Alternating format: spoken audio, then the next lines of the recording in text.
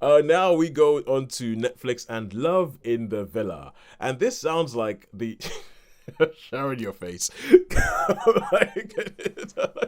I mean, I'm sorry, but no, this sounds like the type of the film, the trailer, because they had a series of films starring Kristen Milian with terrible puns like falling in love with it's and resort to love, and this feels like it's almost like one of those love in the villa. It's not quite a pun, but it is such a mindless title, quite frankly, and it feels like when we do Netflix or cinema, this sounds like the kind of film that will sink whatever side it comes out on. If it's in the cinema, it's going to sink it for the week. If it's on Netflix, it's going to sink it for the week.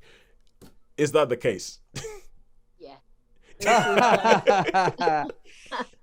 This is if you had like painting by numbers for a film, this would be the equivalent of a sunflower. That you had like 3 pots of paint. You had a yellow and you had an orange and you had a green, and that's it. You can do the whole picture. And this is a painting by numbers film. It's fine, but I only watched it a week ago, and I'd probably, if I wasn't reviewing it, I would have forgotten that I'd seen it, quite frankly. But it's harmless. But it is. If you aware like the Hallmark film, they have a Hallmark Christmas film. Yes. You know that every year they're probably going to produce about 20 of these. And Yes. there's going to be a dedicated television channel where it churns these things out endlessly. Yes. And you could put the television on, watch quarter of an hour, and then go away for 3 hours and watch the next film. And it would almost be like seamless. You probably wouldn't realise you're watching a different film. And you could do that for the whole month of Christmas. You could just watch 10 minutes and basically 10 minutes a day for the month before Christmas. And then by the end of it, you would have seen one film. Yeah. And it wouldn't make any difference that it, change of cast every 10 minutes. This is, there's a template for these films and they stick to it. And this is what they've done. So this film is about a woman who's wronged in love, aren't they all? And she decides that she's been saving up. This is America, by the way, so they only get like 1 week's annual leave a year, which I think is a thing. It's a thing in America, yeah. Yeah, so that she's been saving up. She's saving up for her week's holiday. So she's rented a villa. There's going to be like the perfect romantic getaway for her and her fiance. She's set it all up so he can then finally propose, and her life will then be. She's been dreaming of this holiday and this proposal for years. She's invested so much in this man that this is going to be the culmination of all her hopes and dreams. And then the week before their holiday, he decides that maybe not. That it's all too much and I'm not going. So she decides to go alone. And unfortunately for this particular week, her villa's been double booked. Oh no! Oh no! And it just happens that the person who's double booked is this really handsome man. Oh no! And when she walks in, he's just had a shower. Oh no! So, triple oh no! It's like a whoa, wowza, moment. And then, can you guess the rest? Yeah. They don't like each other. So initially it's like they don't like each other, and then they do.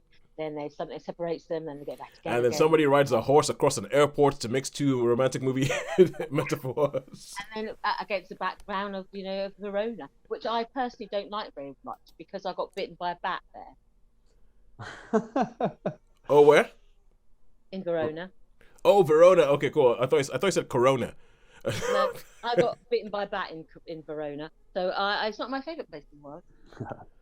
But that's that's it, basically. That's it. All you need to know. All you need to know. Okay, so it's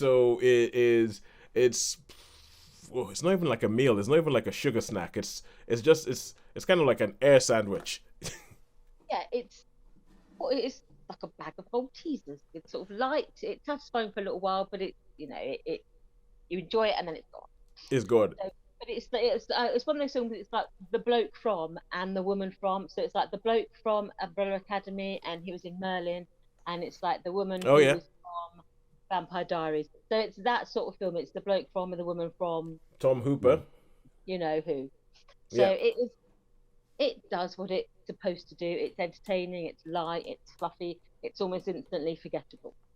Um, so it's fine. So I won't be mean about it because it's like kicking a puppy, isn't it? You know, it wasn't ever supposed to be anything other than what it was. It's like the puppy pooed on the carpet. Well, it's a puppy.